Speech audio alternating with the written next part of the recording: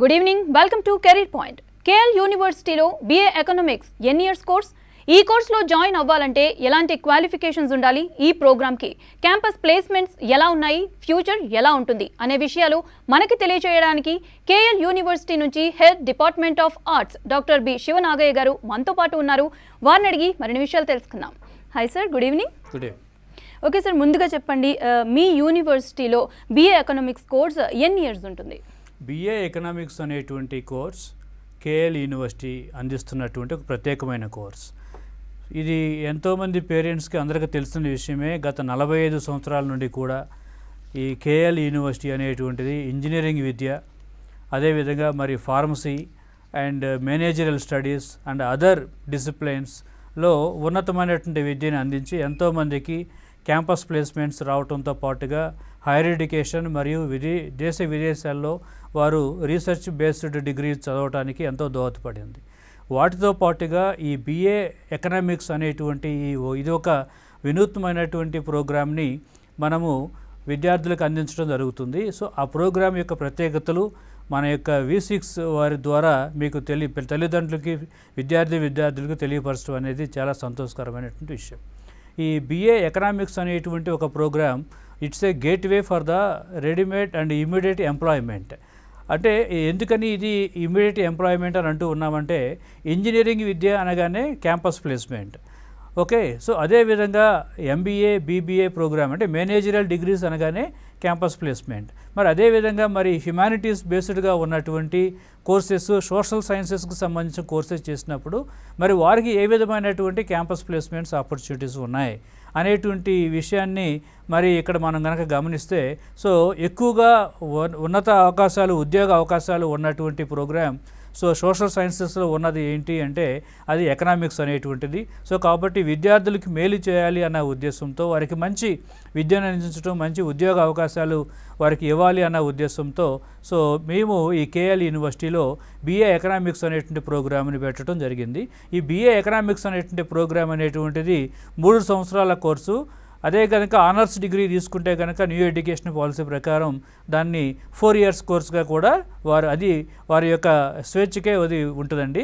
So విద్యార్థులు అనేటువంటి వారు దాన్ని 3 ఇయర్స్ ప్రోగ్రామ్గా తీసుకోవచ్చు, 4 ఇయర్స్ ప్రోగ్రామ్ ఆఫ్ ఆనర్స్గా కూడా దీన్ని తీసుకోవచ్చు అండి. అయితే BA ఎకనామిక్స్ కోర్సు చేయాలి అనే స్టూడెంట్స్కి ఎలాంటి క్వాలిఫికేషన్స్ ఉండాలి? BA ఎకనామిక్స్ ప్రోగ్రామ్ అనేటువంటిది like any other UG program. దానికి ఇంటర్మీడియట్ కంప్లీట్ చేసినటువంటి విద్యార్థులు అందరూ అర్హులే. సో MPC చేసినా, BIPC చేసినా, అదేవిధంగా MEC చేసినా, CEC చేసినప్పటికీ, HEC చేసినప్పటికీ, MBIPC కాంబినేషన్తో చేసినప్పటికీ కూడా ఇంటర్మీడియట్ కంప్లీట్ చేసినటువంటి విద్యార్థులు. సో ఇంటర్మీడియట్ కంప్లీషన్ అంటే అది రెగ్యులర్ ప్రోగ్రామ్ అవ్వండి, లేకుంటే కనుక ఈవెన్ NIOS అంటే ఓపెన్ స్కూల్లో కూడా ఇంటర్మీడియట్ విద్య అనేది మనకు అందిస్తుంది. Okay, so national institute of open schooling ద్వారా వారు సో మరి 10+2 కంప్లీట్ చేసి 50% ఉన్నటువంటి వారు అందరూ కూడా ఈ BA ఎకనామిక్స్ ప్రోగ్రామ్ అనేటువంటిది జాయిన్ అవ్వడానికి అందరికీ కూడా ఎలిజిబిలిటీ ఉందండి. అయితే సార్, మీ దగ్గర టీచింగ్ మెథడాలజీ ఎలా ఉంటుంది? మంచి ప్రశ్న అడిగారండి. BA ఎకనామిక్స్ అనగానే మనం ఇక్కడ ఆలోచించాల్సిన విషయం ఏంటంటే, సో ఇది ఒక కన్వెన్షనల్ కోర్స్ కదా. సో కాబట్టి మరి దీనికి ఉన్నటువంటి ప్రత్యేకతలు ఏమిటి అంటే, though it is a conventional course, మా విశ్వవిద్యాలయంలో ఆఫర్ చేస్తున్నటువంటి ఈ BA ఎకనామిక్స్ అనేటువంటి ప్రోగ్రామ్ రెగ్యులర్గా ఉన్నటువంటి major subjects in economics like micro economics, macro economics, behavioural economics, agricultural economics అనేటువంటి కొన్ని సో మంచి కోర్సెస్తో పాటుగా దీంతో మేము ఇంకా ఏమేమి మిళితం చేస్తూ ఉన్నామంటే, జాబ్ ఓరియంటెడ్గా ఉన్నటువంటి కొన్ని కోర్సెస్ని ఈ ప్రోగ్రాంలో పొందుపరచడం జరిగింది. అవేంటంటే మరి ముఖ్యంగా మనకున్నటువంటి programming and also Python programming, block chain technology, అట్లాంటి ఏవైతే కనుక ఇవి ఉన్నతమైనటువంటి ప్రోగ్రామ్స్ ఉన్నాయో, సో ఈ కంప్యూటర్ బేస్డ్ టెక్నాలజీకి సంబంధించినటువంటి ఈ ప్రోగ్రామ్స్ అనేవి వీరు రేపు ఎకనామిక్స్ డిగ్రీ పూర్తి చేసిన తర్వాత రేపు వారు ఏ కంపెనీలో జాయిన్ అయినా, వారు ఏ కార్పొరేట్ దానిలోకి వెళ్ళినప్పటికీ కూడా ఈ డేటా అనాలిసిస్ అనేటువంటిది చాలా ఇంపార్టెంట్. సో కాబట్టి ఈ డేటా అనలిటికల్ స్కిల్స్ అనేటువంటి వారికి ఏ విధంగా వస్తాయి, వారు ఎక్సెల్ అనేటువంటి ప్రోగ్రామ్ బాగా చేయగలగాలి, ఆర్ ప్రోగ్రామింగ్ అనేది బాగా చేయగలగాలి, పైథాన్ ప్రోగ్రామింగ్ మంచి పట్టు ఉండాలి వారికి. అదేవిధంగా బ్లాక్ చైన్ టెక్నాలజీ అంటే ఏఐ బేస్డ్గా వచ్చినటువంటి ఇన్నోవేషన్గా ఉన్నటువంటి ఈ computer based and at the same time econometrics with computers అంటే ఎకనామెట్రిక్స్ అనేటువంటిది ఒక ఇంపార్టెంట్ కోర్స్. సో కాబట్టి అంటే ఈ ఆర్థిక రంగ నిపుణులు అనేటువంటి వారికి ఈ స్కిల్స్ అన్నీ కూడా ఉండాలి. కాబట్టి వీటన్నిటిని కూడా మేము మా విద్యార్థులకి BA ఎకనామిక్స్ ప్రోగ్రాం ద్వారా మేము వారికి అందిస్తున్నామండి. అయితే సార్ ఈ కోర్సు తర్వాత హయ్యర్ ఎడ్యుకేషన్కి సంబంధించి ఎలాంటి ఆపర్చునిటీస్ ఉన్నాయి? లైక్ చాలామంది ఈ మన దేశంలోనే కావచ్చు లేదంటే ఫారిన్ కంట్రీస్ కూడా వెళ్ళి చేద్దామని అనుకుంటారు, వాళ్ళకి ఎలాంటి ఆపర్చునిటీస్? అంటే ఈ BA ఎకనామిక్స్ అనేటువంటి ప్రోగ్రాం అయిన తర్వాత వారికి చాలా అవకాశాలు ఉన్నాయి. నేను మీకు ఇంతకు ముందే చెప్పినట్లుగా ఉద్యోగ అవకాశాలు అంటే అది basically completely depends on the skills. అంటే ఇప్పుడు స్కిల్ సెట్స్ అనేటువంటివి ఏమేమి ఉండాలంటే నేను ఆల్రెడీ మీకు చెప్పాను. ఎక్సెల్లో మంచి ప్రోగ్రామింగ్ చేయగలగాలి, పైథాన్ ప్రోగ్రామ్ ఉండాలి, okay, and block chain technology పైన మంచి పట్టు ఉండాలి. ఇవి ఎప్పుడైతే ఉంటాయో క్యాంపస్ ప్లేస్మెంట్ అనేటువంటిది వారికి తథ్యంగా అవుతుంది. క్యాంపస్ ప్లేస్మెంట్తో పాటుగా మేము హైయర్ ఎడ్యుకేషన్ వెళ్ళాలి అంటే అది విత్ ఇన్ ఇండియా అవ్వచ్చు, లేకుంటే కనుక అబ్రాడ్ ప్రోగ్రామ్ అయినా అయి ఉండొచ్చు. హైయర్ ఎడ్యుకేషన్ వెళ్ళాలి అని ఎవరైతే కనుక విద్యార్థులు అనుకుంటారో వారికి ముఖ్యంగా ఈ BA ఎకనామిక్స్ చేసినటువంటి వారు MA ఎకనామిక్స్ చేయొచ్చు, MA ఎకనామిక్స్ బై రీసెర్చ్ చేయొచ్చు వేరే కంట్రీస్లో. అదేవిధంగా మోస్ట్ ఇంపార్టెంట్లీ MBA అనేటువంటి ఒక మేనేజరల్ మాస్టర్స్ ప్రోగ్రామ్ను కూడా వారు ఈ BA ఎకనామిక్స్ ద్వారా వారు చేయొచ్చు. అదేవిధంగా ఇండియాలో ఉన్నటువంటి మరి ఉన్నత విద్యా అవకాశాలు గమనిస్తే అది అందరికీ తెలిసిందే. Central universities common entrance exam for PG అంటే CUSET PG అంటాం. అంటే మన దేశంలో ఉన్నటువంటి ప్రఖ్యాత విశ్వవిద్యాలయ సెంట్రల్ యూనివర్సిటీస్ ఏవైతే ఉన్నాయో వాటికి కామన్గా జరిగేటువంటి ఎంట్రన్స్ ఇది. ఆ ఎంట్రన్స్ ద్వారా కూడా వారు PG ఎంట్రన్స్ అనేది రాసి ఎకనామిక్స్ ప్రోగ్రామ్ని వారు కంటిన్యూ చేసుకోవచ్చు అండి. ఎస్ సార్, చెప్పండి. అయితే ప్రతి ఒక్కరికి కూడా ఏ కోర్స్ చేసినా కానీ అంతిమ లక్ష్యం వచ్చేసి ఒక మంచి జాబ్ రావాలి, మంచిగా సెటిల్ అయిపోవాలి అని ఉంటుంది. అయితే ఈ ప్రోగ్రామ్కి సంబంధించి జాబ్ ఆపర్చునిటీస్ ఎలా ఉన్నాయి అండ్ మీ దగ్గర క్యాంపస్ ప్లేస్మెంట్స్ విషయానికి వస్తే? ఈ BA ఎకనామిక్స్ అనేటువంటి ప్రోగ్రామ్ ద్వారా ముఖ్యంగా ఈ ప్రోగ్రామ్ కంప్లీట్ చేసినటువంటి గ్రాడ్యుయేట్స్ వారికి బ్యాంకింగ్ రంగంలో మంచి ఉద్యోగాలు రావడానికి అవకాశం ఉంది. మీరు యొక్క తల్లిదండ్రులు కానీ విద్యార్థులకి నేను ఇచ్చేటువంటి ఒక ఇదేంటంటే రిక్వెస్ట్ ఏంటంటే, ఒక రాష్ట్రం యొక్క సంబంధాలు ప్రక్క రాష్ట్రంతో, ఒక దేశం యొక్క సంబంధాలు మిగతా దేశాలతో అనేక రకాలైన అంశాలు ఉన్నప్పటికీ కూడా బలమైన అంశం వచ్చేసి ఆర్థిక రంగం. ఈ ఆర్థిక రంగం అనేటువంటిది ఎప్పుడైతే కనుక ఆర్థిక పరంగా ఆ దేశం బలంగా ఉంటుందో, ఆ రాష్ట్రం బలంగా ఉంటుందో, ఆ కుటుంబం బలంగా ఉంటుందో వారు మంచి స్థితిలో ఉన్నారనడానికి అదొక ఇండికేషన్. అయితే మన దేశంలో ఆర్థిక రంగ నిపుణులు అనేటువంటి వారి యొక్క కొరత చాలా ఎక్కువగా ఉంది. అది బ్యాంకింగ్ అవ్వచ్చు, లేకుంటే ఫైనాన్షియల్ ఫర్మ్స్ అవ్వచ్చు, లేకుంటే స్టార్టప్ కంపెనీస్ అవ్వచ్చు, లేకుంటే లీగల్ ఆస్పెక్ట్లో ఉన్నటువంటి ఎకనామిక్ అడ్వైజర్స్ కానివ్వండి. ఇలా అక్కడ ఉన్నటువంటి ఆ యొక్క గ్యాప్ని ఫిల్ చేయాల్సిన అవసరం ఉంది. అప్పుడే దేశం పురోగతిలోకి వెళ్తుంది. కాబట్టి ఈ ఉద్యోగ అవకాశాలు అనేటువంటి దానికి కొదువు లేదు, కొరత లేదు. BA ఎకనామిక్స్ ద్వారా మంచి ఉద్యోగాలు అవకాశం ఉంది. మరి ముఖ్యంగా మా విద్యార్థులు ఎవరైతే కనుక గ్రాడ్యుయేషన్ పూర్తి చేస్తారో BA ఎకనామిక్స్ ద్వారా వారు ఇప్పటికే చాలా మంచి కంపెనీస్ అయినటువంటి యూలాండ్ అని, మైక్రోలాండ్ అని, బ్యాంక్ ఆఫ్ అమెరికా మరియు ఇతర గొప్ప కార్పొరేట్ కంపెనీస్లో వారు ఆల్రెడీ ఉద్యోగాలు చేస్తూ ఉన్నారు. అది కూడా మంచి ప్యాకేజెస్తో. అంటే మీరు MBA, BBA అండ్ ఇంజనీరింగ్ అనేటువంటి దానికి కొంత వ్యత్యాసం ఉంటుంది. అట్ ద సేమ్ టైం ఇక్కడ BA ఎకనామిక్స్ అనేటువంటి వారు ఏ విధంగా అయితే కనుక managerial graduates and BCA complete చేసిన graduates and also to some extent engineering గ్రాడ్యుయేట్స్కి ఏ విధమైనటువంటి ఉద్యోగాలు ఉన్నాయో వారికి తగ్గకుండా అదే రేంజ్ శాలరీస్తో BA ఎకనామిక్స్ కంప్లీట్ చేసినటువంటి గ్రాడ్యుయేట్స్కి మంచి ఉద్యోగాలు రావడానికి అవకాశం ఉంది. అయితే నేను ఇంతకు ముందే చెప్పినట్లుగా అంత గ్యారంటీడ్గా ప్లేస్మెంట్స్ రావడానికి ప్రధాన కారణం ఏంటంటే మా యొక్క కరికులం అనేటువంటి దానిలో చాలా ఇంపార్టెంట్ స్కిల్ సెట్స్ని మేము ఇన్కార్పొరేట్ చేసాం. కాబట్టి ఆ స్కిల్ సెట్స్ అనేవి ఎప్పుడైతే కనుక మా విద్యార్థులు ఈ 3 ఇయర్స్లో వారిపైన మంచి పట్టు సాధిస్తున్నారో వారికి ఆటోమేటిక్గా క్యాంపస్ ప్లేస్మెంట్స్లో 100% ప్లేస్మెంట్ తీసుకురావడానికి అది దోహదం అవుతుందని ఒక కారణంగా నేను చెప్తాను. అదే సార్, అండ్ దీంతో పాటు స్టూడెంట్స్కి మీరు BA economics with IAS orientation course అని చెప్తూ ఉన్నారు కదా, దాని గురించి చెప్పండి. సో మేము ఆఫర్ చేస్తున్నటువంటి యొక్క BA ఎకనామిక్స్ అనేటువంటిది it is aligned with IAS coaching అండి. అంటే BA economics with IAS coaching అని అంటూ ఉన్నాం. అంటే ఏంటి BA ఎకనామిక్స్కి IAS కోచింగ్ ఉన్నటువంటి కోరిలేషన్ ఏంటి, అసలు ఎందుకు అనేటువంటిది గమనిస్తే ఇక్కడ ప్రతి విద్యార్థిని యొక్క అంతిమ లక్ష్యం మంచి జాబ్. ఆ మంచి జాబ్ అనేటువంటిది కనుక గమనిస్తూ ఉంటే మరి మన దేశంలో హైయెస్ట్ సివిలియన్ సర్వీస్ ఏదైనా ఉంది అంటే అది IASగా మనం చెప్పుకుంటూ ఉంటాం. అంటే UPSC అంటే యూనియన్ పబ్లిక్ సర్వీస్ కమిషన్ వారు కండక్ట్ చేసేటువంటి సివిల్ సర్వీసెస్ ఎగ్జామినేషన్ అనేటువంటిది ఇక్కడ IAS ఎగ్జామ్ అని అంటూ ఉంటాం. కాబట్టి ఈ UPSC ఎగ్జామినేషన్ అనేటువంటిది ముఖ్యంగా 3 పార్ట్లుగా ఉంటుంది. ఒకటి UPSC ప్రిలిమ్స్ అంటాం. అంటే ప్రిలిమ్స్ అనేటువంటి దాన్నే జనరల్ స్టడీస్ అంటాం. జనరల్ స్టడీస్ అనేటువంటిది జనరల్ స్టడీస్లో 4 మేజర్ సబ్జెక్ట్స్ మనం చెప్పుకోవాలి. అంటే అదర్ సబ్జెక్ట్స్ అన్నింటి కరెంట్ అఫైర్స్ ఉన్న సైన్స్ అండ్ టెక్నాలజీ అనే ఉన్నప్పటికీ కూడా మేజర్ రోల్ ప్లే చేసేటువంటివి history, economy, polity and geography. So ఆ ఎకానమీ అనేటువంటిది again it plays a vital role. So కాబట్టి ఎకానమీ అనేటువంటిది UPSC సర్వీస్కి వైటల్ రోల్ అయినప్పుడు, ఇంపార్టెంట్ సబ్జెక్ట్ అయినప్పుడు ఈ BA ఎకనామిక్స్ అనేటువంటి స్టూడెంట్స్కి అది almost half of the syllabus cover అయిపోయినట్లే. అది కరెంట్ అఫైర్స్లో కానివ్వండి, రెగ్యులర్ సిలబస్లో కానివ్వండి.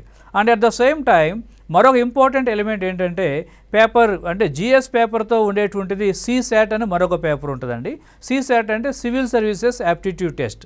ఈ సివిల్ సర్వీసెస్ యాప్టిట్యూడ్ టెస్ట్ అనేది though it is qualified in nature, దానిలో 3 ఎలిమెంట్స్ ఉంటాయి. ఒకటి కాంపిటేటివ్ ఇంగ్లీష్ ఉంటుంది, 2 రీజనింగ్ ఉంటుంది, అండ్ అర్థమెటిక్ ఎలిమెంట్స్ ఉంటాయి. అంటే ఈ అర్థమెటిక్ అండ్ రీజనింగ్ అనేటువంటి దాని మీద ఎప్పుడైతే మేము తరోగా కోచింగ్ ఇస్తున్నామో ఆ స్కిల్స్ అనేటువంటివే క్యాంపస్ ప్లేస్మెంట్కి ఉపయోగపడతాయి.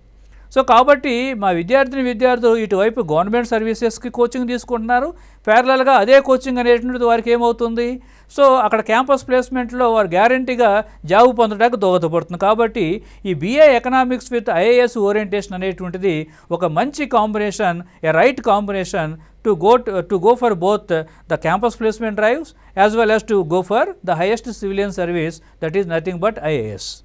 అయితే మీ యూనివర్సిటీలో లైబ్రరీ ఫెసిలిటీస్ ఎలా ఉన్నాయి? అంటే ఈ IASకి ప్రిపేర్ అయ్యేటువంటి విద్యార్థులకి ఉండవలసినటువంటి ముఖ్య లక్షణం ఏంటంటే తరోగా వారు ఎప్పటికప్పుడు కరెంట్ అఫైర్స్ గురించి వాళ్ళు సెర్చ్ చేస్తూ ఉండాలి, మంచి బుక్స్ చదువుతూ ఉండాలి. అంటే ఇక్కడ IAS క్రాక్ చేయడానికి ఉన్నటువంటి ఒక ఉత్తమమైన మార్గం ఏంటంటే మంచి పుస్తకాలని ఎంచుకోవటం.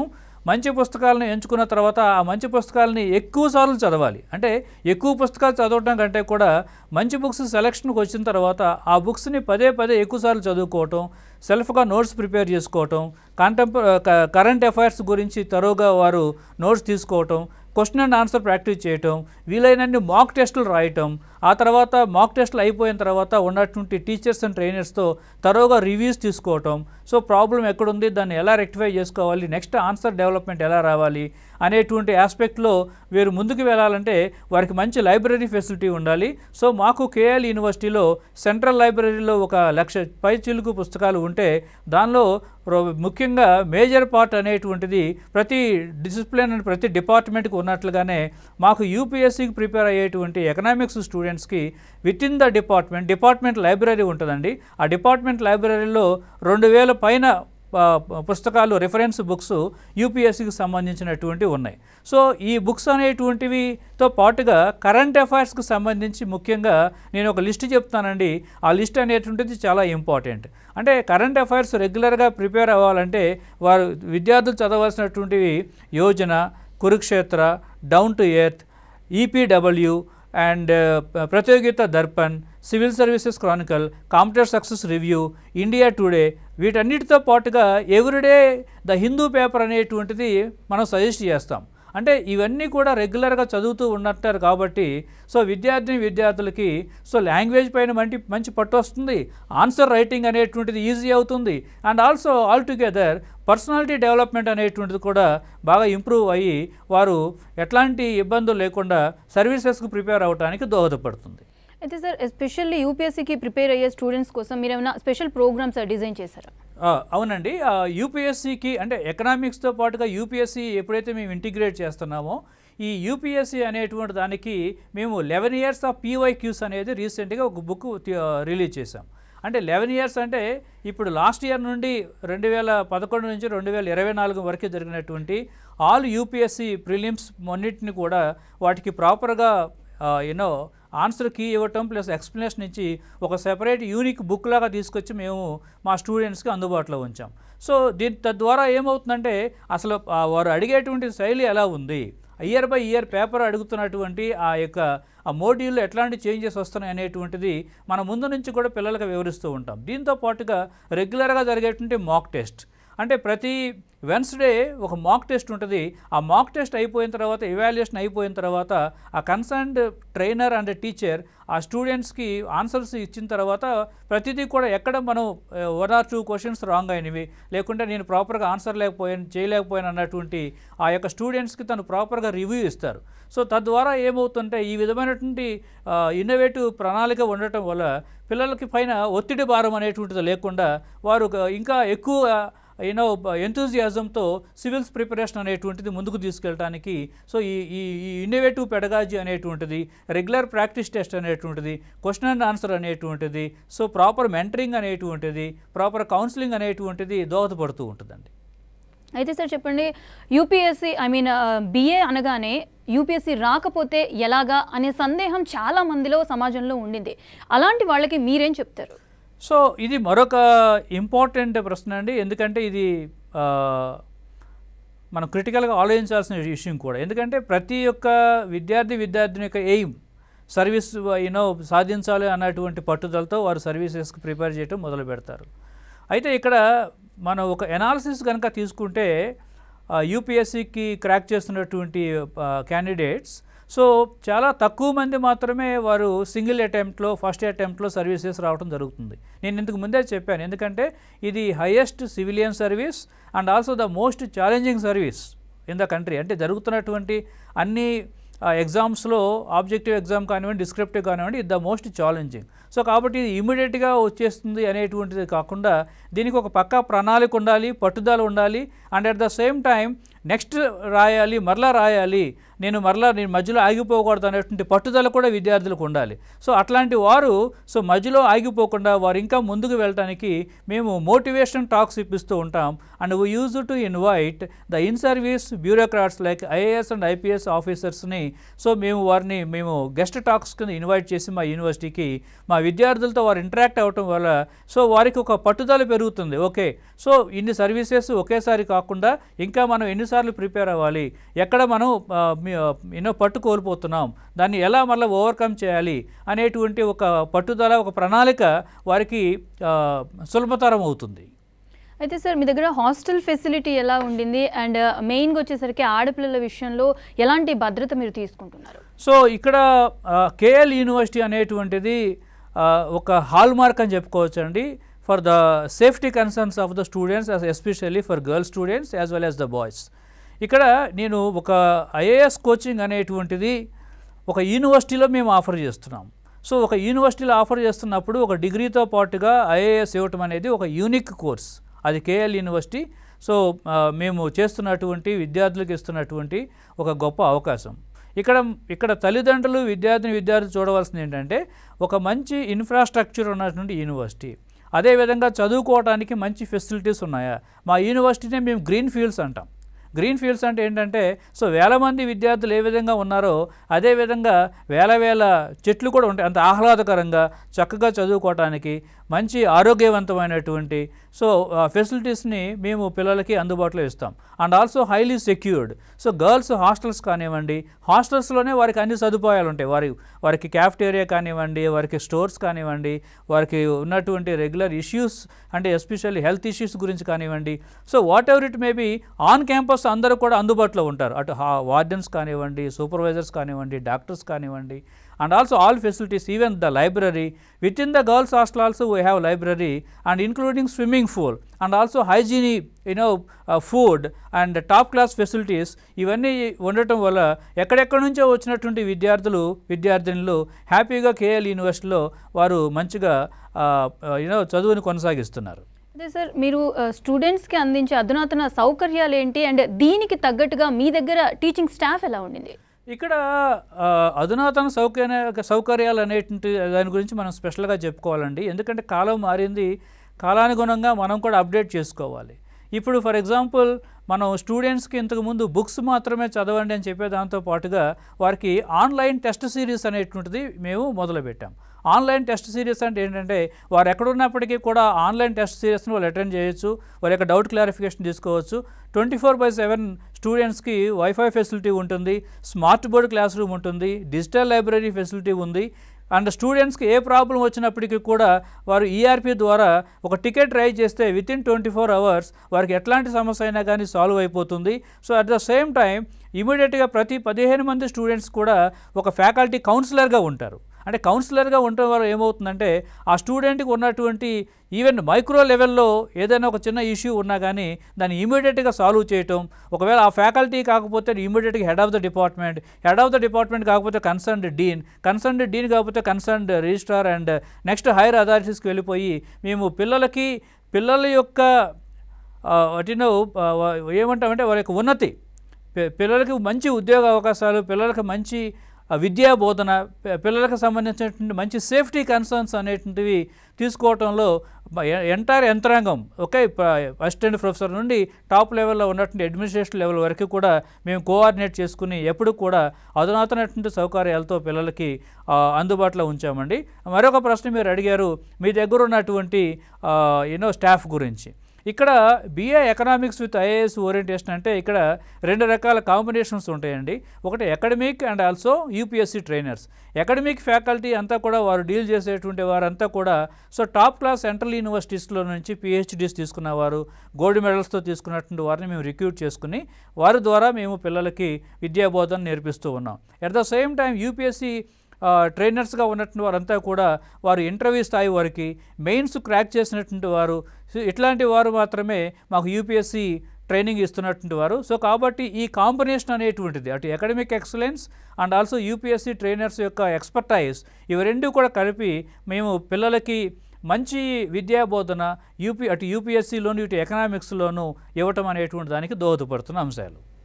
అయితే సార్, అయితే ఈ కోర్సు విషయానికి వస్తే స్టూడెంట్స్లో అప్పుడప్పుడు కొంచెం ఇంట్రెస్ట్ తగ్గుతూ వస్తుంది. మనం ఇందాకన్నట్టుగా కొన్ని డౌట్స్ ఉంటాయి, జాబ్ ఆపర్చునిటీస్ కానీ ఎలా ఉంటాయి ఇలాంటి వాటి. ఆ టైంలో మీరు వాళ్ళకి ఏం చెప్తూ ఉంటారు? అంటే ఇక్కడ డౌట్స్ అనేటువంటివి ఎందుకు వస్తూ ఉంటాయి అంటే అండి, ఇప్పుడు ఎగ్జామ్స్ సర్లే మారుతూ ఉంటుంది ఒక ఎగ్జామ్ నుండి మరొక ఎగ్జామ్కి.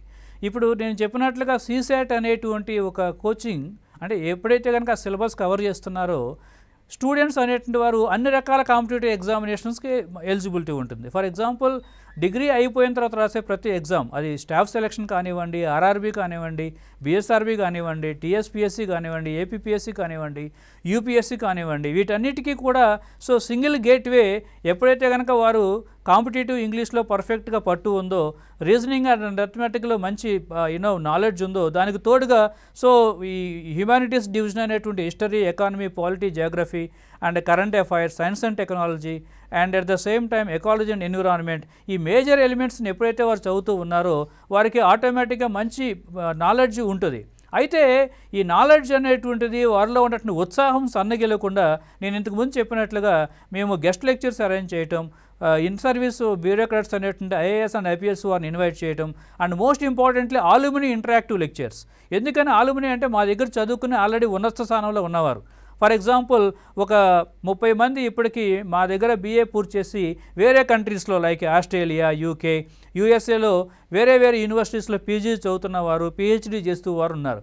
సుమారుగా ఒక 50 నుంచి 55 మంది సెంట్రల్ యూనివర్సిటీస్లోనూ టాప్ స్టేట్ యూనివర్సిటీస్లోనూ PG కంప్లీట్ చేసిన వారు, లేకుంటే కనుక రీసెర్చ్ ప్రోగ్రామ్ చేస్తున్నటువంటి మా ఆలుమినీనే ఉన్నారు. సో ఈ ఆలుమినీ టాక్స్ అనేటువంటివి రెగ్యులర్గా జరగటం వల్ల ఇక్కడ ఉన్నటువంటి విద్యార్థులకి మనం ఎలా ప్రణాళిక చేసుకోవాలి, ఎలాంటి సమస్యలు వస్తూ ఉన్నాయి మనకి ఈ కెరీర్ పాత్లో, వీటిని ఎలా ఓవర్కమ్ చేయాలనేటువంటిది ఆలుమినీ లెక్చర్స్ అనేటువంటివి జరగటం వల్ల వారికి మంచి ఒక అవకాశం ఉంటుందండి.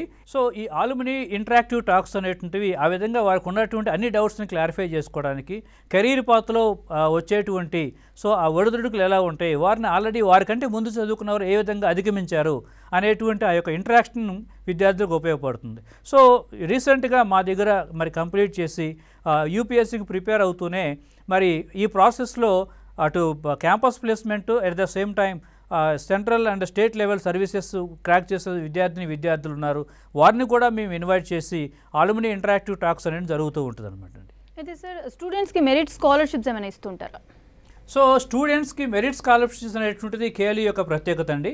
సో విద్యార్థి యొక్క అర్హత ఇన్ ద సెన్స్ ఇంటర్మీడియట్లో వచ్చినటువంటి మార్క్స్ పర్సంటేజ్ని బట్టి, అదేవిధంగా కేఎల్ వారు నిర్వహించేటువంటి KL HAT, okay, humanities aptitude test అనేటువంటిది సో వారు అపియర్ అయ్యి సో తద్వారా వారు వచ్చినటువంటి ఆ యొక్క పర్సంటేజ్ ఆఫ్ మార్క్స్ని బట్టి కేఎల్ యూనివర్సిటీ వారికి మెరిట్ స్కాలర్షిప్ ఇస్తుంది. మరిన్ని వివరాలకు వారు కేఎల్ యూనివర్సిటీ వెబ్సైట్ని వారు రీచ్ అవ్వచ్చు. ఎట్ ద సేమ్ టైం మరొక ఇంపార్టెంట్ ఇష్యూ నేను చెప్పేది ఏంటంటే స్పోర్ట్స్ స్కాలర్షిప్స్ అండి. 100% స్పోర్ట్స్ స్కాలర్షిప్స్ అనేటువంటివి మా యూనివర్సిటీ వారు అందిస్తూ ఉంటారు. It depends on the range, అంటే రీజనల్ లెవెల్లో ఉన్నారా స్పోర్ట్స్ పర్సన్స్ అనేటువంటి వారు, నేషనల్ లెవెల్లో ఉన్నారా, ఇంటర్నేషనల్ లెవెల్లో ఉన్నారా అనేటువంటిది.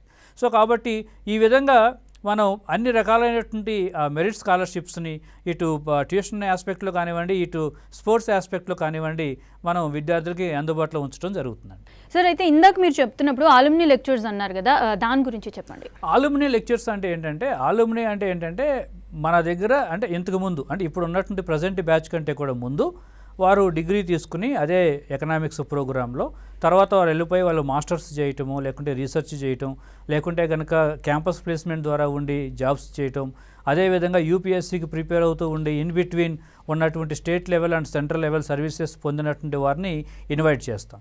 ఫర్ ఎగ్జాంపుల్ భావన అనేటువంటి పూర్వ విద్యార్థిని తెలంగాణ ప్రాంతానికి సంబంధించినటువంటి ఆ స్టూడెంట్ రీసెంట్గా బ్యాంక్ పిఓ ఎగ్జామ్ని క్రాక్ చేసింది. తను యూపీఎస్సీకి ప్రిపేర్ అవుతూ ఉంది.